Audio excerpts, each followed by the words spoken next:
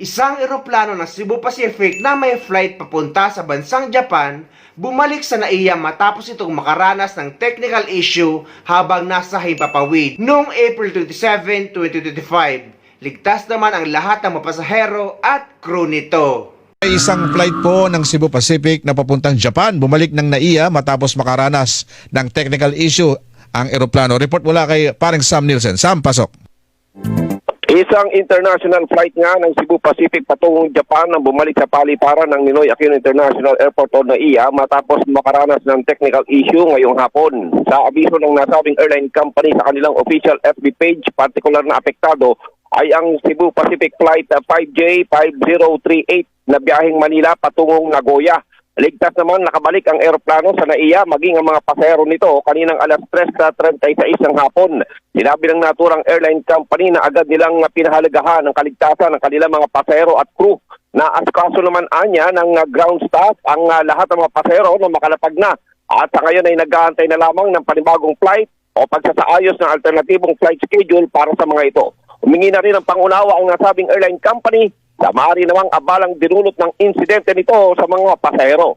Samantala, Cebu Pacific pa rin, ayon sa DOTR ay iniimbestigahan nila ang mga issue ng punit passport na yung isang pasahero nga ng Cebu Pacific ay hindi nakaalis papunta sa ibang bansa dahil sa nakitang maliit na punit sa kanyang passport. Babala pa ni Secretary Dizon na kapag napatunayang sinasadya ito ng mga crew o ng mga staff ng Cebu Pacific or ng kahit anumang airlines ay papatawan sila ng sanction or ng parusa. Dahil sa maliit na punit sa passport, naunsyami ang bakasyon ng isang senior citizen sa Bali, Indonesia. Kwento ng isang pasahero sa nag-viral na post na ito na ibinahagi sa GMA Integrated News. Inuna ng ground crew sa check-in counter ang maliit daw na punit sa passport ng kanyang ama. Hindi raw nila ito napansin at mukhang normal wear and tear lang nila ito. Pinicturan daw ng ground staff ang passport at sinabing ipadadala sa immigration sa Bali. Nagtanong ulit sila makalipas ang halos kalahating oras at tila tumaas anya ang boses ng staff. Ang isa niyang tiyahin nagpunta sa senior citizen check-in counter at agad nabigyan ng boarding pass ang kanyang ama. Nakalusot sila sa immigration dahil sabi ng staff, valid ang passport at normal wear and tear lang ang punit. Pero sa boarding gate, hindi siya pinasakay ng ground staff sa eroplano dahil hindi raw siya bumalik sa naunang counter. Pero hindi na raw hinintay ng eroplano ang ama at ang ending, naiwan ito.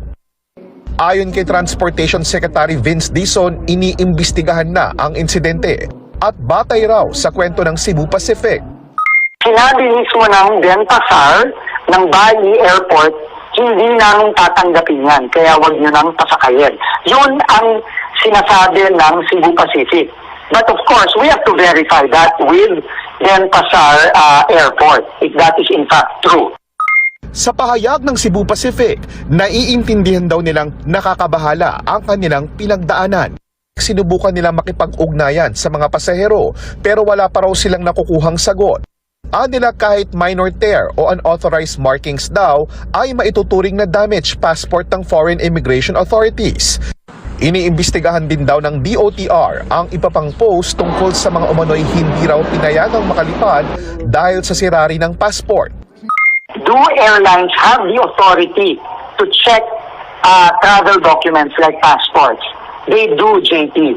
They need to comply with that clear instruction that they must in no way whatsoever cause any harm to the documents or tamper with the documents of the passengers in the exercise of their function.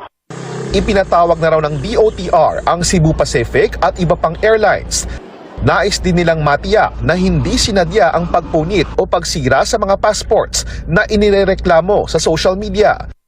Kung meron tayong makitang gano'n, at sorry na lang, sanctions will be imposed on both the personnel and the airlines.